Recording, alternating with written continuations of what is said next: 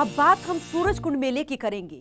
सूरजकुंड मेला दुनिया भर के कलाकारों के लिए अपनी संस्कृति और प्रतिभा दिखाने के एक बेहतरीन मंच है और ये मेला हर साल फरीदाबाद में हरियाणा सरकार की ओर से आयोजित किया जाता है। साल 2022 में 2 साल के अंतराल के बाद 35वें सूरजकुंड अंतर्राष्ट्रीय हस्तशिल्प मेले का आयोजन किया गया। इस मेले में क्या कुछ खास रहा, इस रिपोर्ट में देखिए।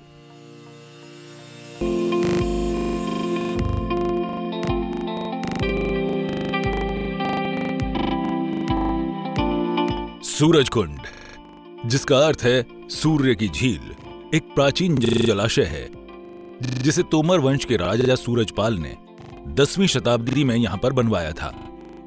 सूरजकुंड का मेला हर साल फरीदाबाद में बसंत के दौरान 1 फरवरी से 16 फरवरी तक आयोजित किया जाता है।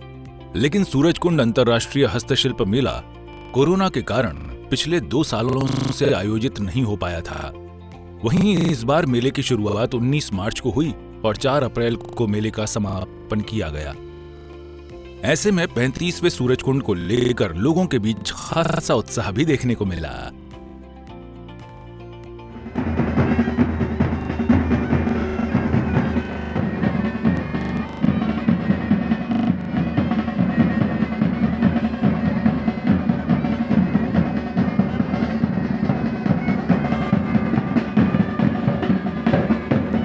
ये मेला भारत का एक रंगीन पारंपरिक शिल्प त्योहार है जो कि सूरजकुंड परिसर में हरियाणा सरकार की ओर से आयोजित किया जाता है। इस मेले को पहली बार 1987 में आयोजित किया गया था।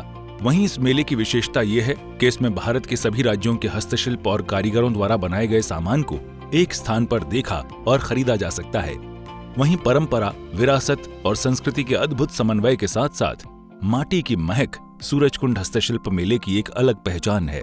आज बाद दोपहर बाद पहर अलग है, पल अलग है, घड़ी अलग है, ठीक है ना।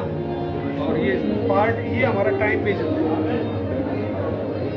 लाइक फुलकारी की पोटलीज हैं एंड प्योर डेनिम जैकेट्स पे भी फुलकारी वर्क करके हम लोग मतलब कर रहे हैं। अच्छा। तो जैसे हैवी फुलकारी है आजकल का, तो जो जनरेशन है वो बार बार दुपट्टा नहीं वेरी करती है, बट ट्रेडिशन फुलकारी आगे जाए।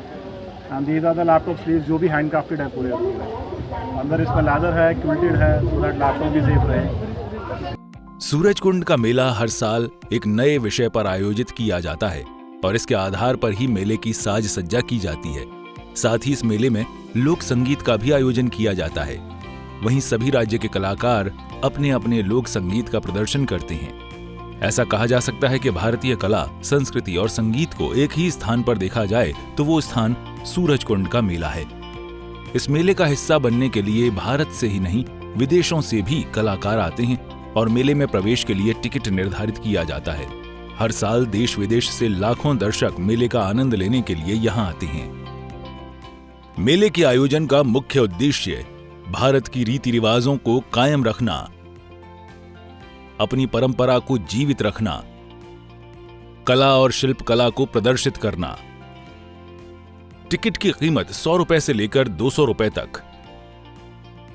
हफ्ते के 5 दिनों में टिकट की कीमत 120 रुपए। वीकेंड के दौरान टिकट की कीमत 180 रुपए। वरिष्ठ नागरिकों, विकलांगों और सैनिकों के लिए 50% की छूट।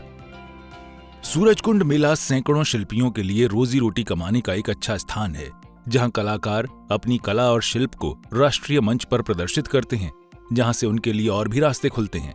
इसलिए कलाकार अपनी कलाओं और शिल्पों के बेहतरीन नमूने लाते हैं और उन्हें मेले में प्रदर्शित करते हैं। मेले से निर्यातकों और खरीदारों को वार्षिक मिलन का भी अवसर मिलता है और यहीं से किसी बिचौलिए के बिना शिल्पकार और निर्यातक आमने सामने होते हैं। इससे शिल्पकारों को अपनी कला क्षेत्र का विस्तार करने और उसमें सुधार करने का सीधा मौका मिलता है। सूरजकुंड मेले की खासियत, विश्व का सबसे बड़ा शिल्प मेला, पर्यटकों के लिए कई टेस्टी खान पान, प्राचीन पत्थरों की मूर्तियां, लोक नृत्य और संगीत कार्यक्रम, हस्तशिल्प हथकरघा की प्रदर्शनी, सांस्कृतिक विरासत की दिखी झलक। मेले में हर उम्र के पर्यटकों के लिए कई आकर्षक चीजों के स्टॉल्स लगाए जाते हैं। साथ ही आपको बता दें कि दक्षिण एशिया, अफ्रीका और यूरोप के 20 से ज्यादा देश इस मेले में शामिल होते हैं। हर साल आयोजन समिति थीम के लिए राज्य भी चुनती है।